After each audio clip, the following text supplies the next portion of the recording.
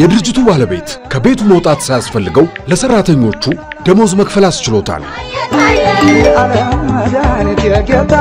በጎንዮሽ ስራ ብትወጠርም ለእናቷ ከመድረስ አላገዳትም።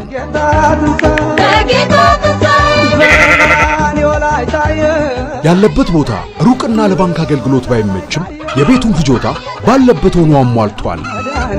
ከእንግዲህ ወዳጆን ለማስደሰት ስራው ሳይስተጓጎል በቅጽበት ይደርሳሉ እንጂ ሩጫ፣ ውጥረት፣ ርቀት፣ ገንዘብ ተሸክሞ ስጋት እንዲሁም ጊዜ እንቅፋት አይሆንቦትም። ምክንያቱም በኦሮ ዲጂታል እኛው ደርሶ እንጂ እርሶ ወደ ባንክ መምጣት ስለማያስፈልገውት ባጭር የጽሑፍ መልእክት በ840 ነፃ የጥሪ ማዕከል አሊያም በቴሌግራም በመጠቀም ሁሉንም የባንክ አገልግሎቶች በውስን የጣቶ ንክኪ ብቻ መጠቀም በመቻሉ በኦሮ ዲጂታል ሁሉም ተሳክቷል።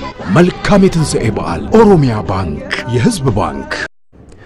ኦሮሚያ ባንክ የቲቪ 57 የቢዝነስ ዜና አጋራችን ነው። ከልብና መሰግናለን። በድጋሚ እንደምናመሻችሁ ክቡራን ተመልካቾቻችን፣ አሁን ከቲቪ 57 የቢዝነስ ዜና ወደናንተ የሚደርስበት ሰዓት ነው። አሚር ጌቱ አብራችሁ ቆይታ አድርጋለሁ። በዚሁ ወደ ቀዳሚ ጉዳያችን እናልፋለን። የፍትሃዊነት ጥያቄ ያለባቸው የልማት ፕሮጀክቶችን ተፈጻሚ ለማድረግ መስራት እንደሚገባ በህዝብ ተወካዮች ምክር ቤት የበጀትና ፋይናንስ ጉዳዮች ቋሚ ኮሚቴ አሳሰበ። በምክር ቤቱ የበጀትና ፋይናንስ ጉዳዮች ቋሚ ኮሚቴ የፕላንና ልማት ሚኒስቴርና የተጠሪ ተቋማት የ9 ወር ዕቅድ አፈጻጸም ሪፖርትን አስመልክቶ የፊት ለፊት ውይይት ተካሂዷል። ተጨማሪ አለ።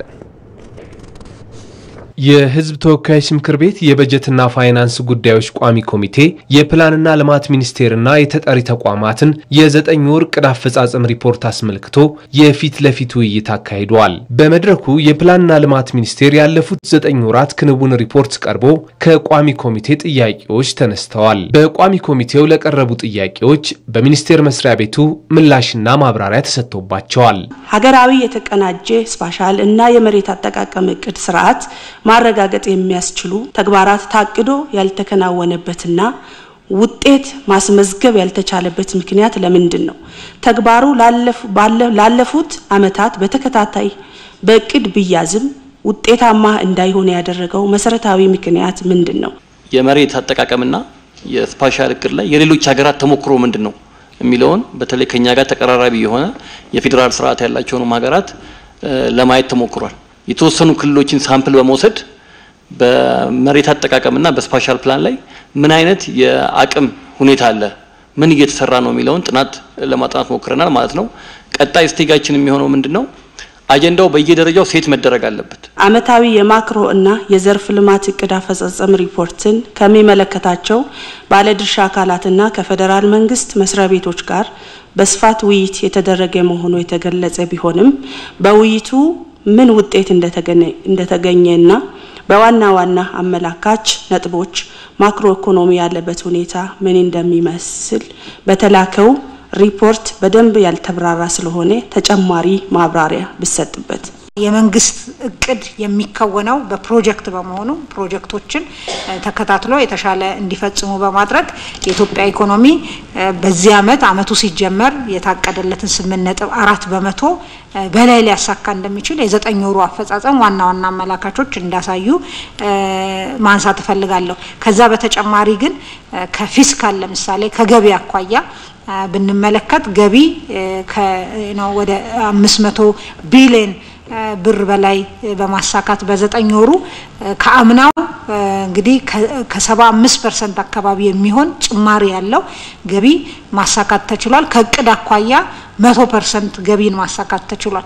በዚህ አመት የተያዘውን ወደ ትሪሊየን የሚጠጋ የፌደራል መንግስት ገቢ እንግዲህ በቢሊዮኖች ከሚቆጠርበት ወደ ትሪሊየን የምናረጋው ጉዞ በዚህ አመት ልናሳካ እንደምንችል ማሳያዎች አሉ ማለት ነው። የፍትሃዊነት ጥያቄ ያለባቸው የተለያዩ የልማት ፕሮጀክቶችን ለማስፈጸም በቀጣይ መስራት እንደሚገባ ቋሚ ኮሚቴው አሳስቧል። ይሄ የልማት ዕቅድና ኢንቨስትመንት አስተዳደርን ውጤታማነትን የማሻሻል ግብ ላይ በተለይ የልማት ፕሮጀክት ቅድመ አዋጭነት ጥናት ጅምሩን ቅድማ ፕሬሸት አድርገናል። ልክ ነው። ግን ያው እቺ ሀገር ሰፊ ናት እንደምታውቁት፣ ግዙፍ እና ትልልቅ ፕሮጀክቶች አሏት። እነዚህ ፕሮጀክቶች ቀደም ሲል በተለያየ ምክንያት በሆነ አጋጣሚ የሆነ ትልቅ ኃላፊ እዛው ተይዞ ድንጋይ ያስቀምጦ ይመጣል። መሰረት ድንጋይ አንዳንዶች ደግሞ ባልተገባ መንገሪያው ምናቀው ነው ስንናገር የኖር ነው ምንም መኪና በቀን አንድ ወይ ደግሞ የማይሄድበት ለሳምንት መኪና የማይሄድበት ቦታ ሁሉ ኮንክሪት አስፋልት የተገነባበታል ሀብት ነው ያባከነው ባዶ ህንጻ ያሉባቸው ሁሉ አሉ የኢንዱስትሪ ፓርኮች አሉ ተሰርተው የማይገባባቸው የልማት እቅድና ኢንቨስትመንት አስተዳደርን ውጤታማነት ለማሻሻል በሚኒስቴር መስሪያ ቤቱ በኩል የተሰሩ ስራዎችን ማጠናከር እንደሚገባ በቋሚ ኮሚቴ የኢትዮጵያ ታምርት ሀገራዊ ንቅናቄ መንግስት የኢንዱስትሪውን ዘርፍ ለማሳደግ ያለው ቁርጠኝነት የታየበት መሆኑን አምራቾች ገለጹ። ንቅናቄው ተግባራዊ ከተደረገ ጀምሮ የአምራች ኢንዱስትሪውን ችግሮች ለመፍታት እገዛ እየተደረገ እንደሚገኝም ተገልጿል። የንግድና ቀጠናዊ ትስስር ሚኒስቴር የመጋዘን ደረሰኛ አገልግሎትን የሚያጠናክር ፕሮጀክት ይፋ አደረገ። የመጋዘን ደረሰኛ አገልግሎትን ማጠናከርና ማሳደግ ለኢኮኖሚ ግንባታ የሚኖረው ሚና ጉልህ ነው ያሉት የንግድና ቀጠናዊ ትስስር ሚኒስትር ዴታ ያስሚን ወበሃረቢ የእቃ ማከማቻ ደረሰኝ ስርዓት አርሶ አደሩን በግብይት ተጠቃሚ ከማድረግ በላይ ምርቱን በማስያዝ የብድር አገልግሎት እንዲያገኝ ያስችላል ብለዋል።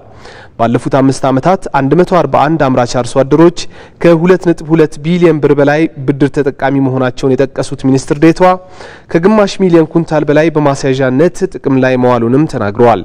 እንደ ሪፖርተራችን ኤዶም አማረ ዘገባ በአገልግሎቱ የኢትዮጵያ ምርት ገበያን ጨምሮ ሌሎች 3 ኦፕሬተሮችና 5 ባንኮች ተሳታፊ ናቸው።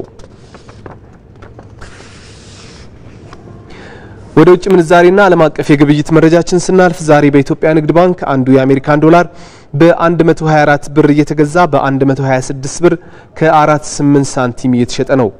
ኦሮሚያ ባንክ ደግሞ አንዱን የአሜሪካን ዶላር በ129 ብር ከ95 ሳንቲም እየገዛ በ132 ብር ከ54 ሳንቲም እየሸጠ ነው። እነዚህንና ሌሎች ተጨማሪ መረጃዎችን ተከታትለን እንመለሳለን።